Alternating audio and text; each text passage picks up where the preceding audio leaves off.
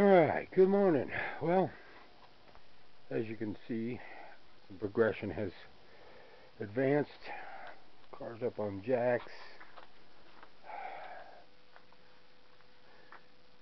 Kid was prying on here to pop this open. You can see all that. There's a cable that runs through here. And, get this stuff out of the way for a minute.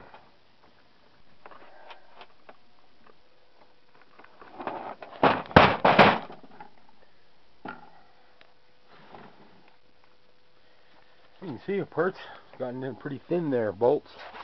The cable runs all the way from that driver's seat to pop the latch here for the fuel, and same cable operates the back hatch. So pull it, releases here on the back hatch. You push it, it releases back in there and pops the fuel door forward. Well, the kid the kid that had this car has broken the emergency pull out on the thing, and I couldn't see with the plate in there. There's a plate, not this plate, but the other, that plate there, in the way. Very easy, old blind.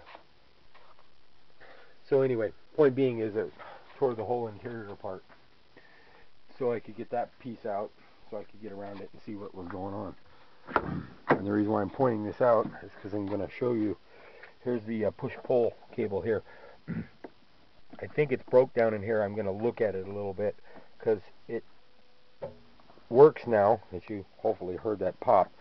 And what I did to actually fix it was to adjust this right here. As you can see, it's not straight up and down anymore. You want to, so that little guy there has to pull in, and all I did was, and I'm going to probably adjust it a little bit more and get it straight, but I'm pointing this out because I don't want you to touch this. If you see it and you say, hey, that don't look right, oh, let me bend that back. Well, if you get it too far in here,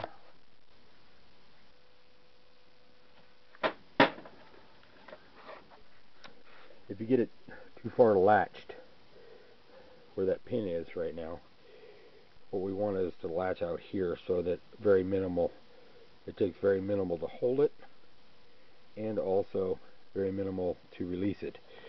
And that's the reason why I will adjust a little further. But I was trying to get the fuel cell out.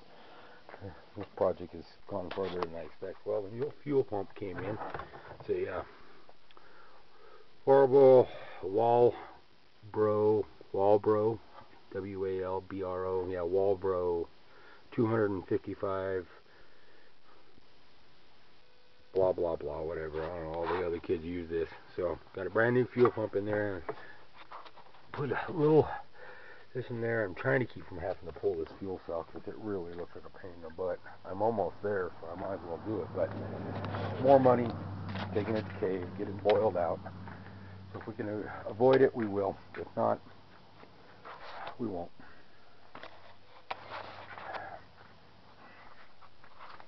Oh, where are we at this morning? Oh, turning motor, trying to align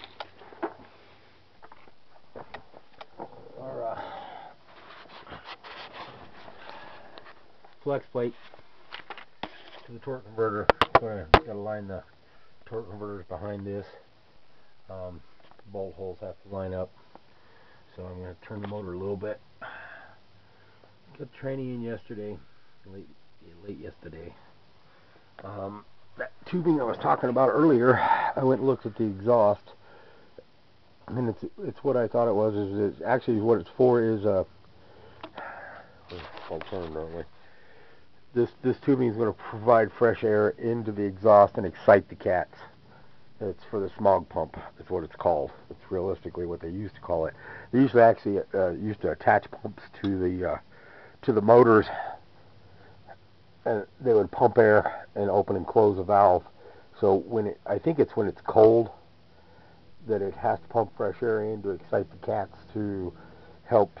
If you excite the plutonium, or not the plutonium, the platinum, and whatever else materials in there with cold, fresh oxygen. What it does is basically the catalytic converter converts unburnt fuel into oxygen through an ionization, an ion exchange process.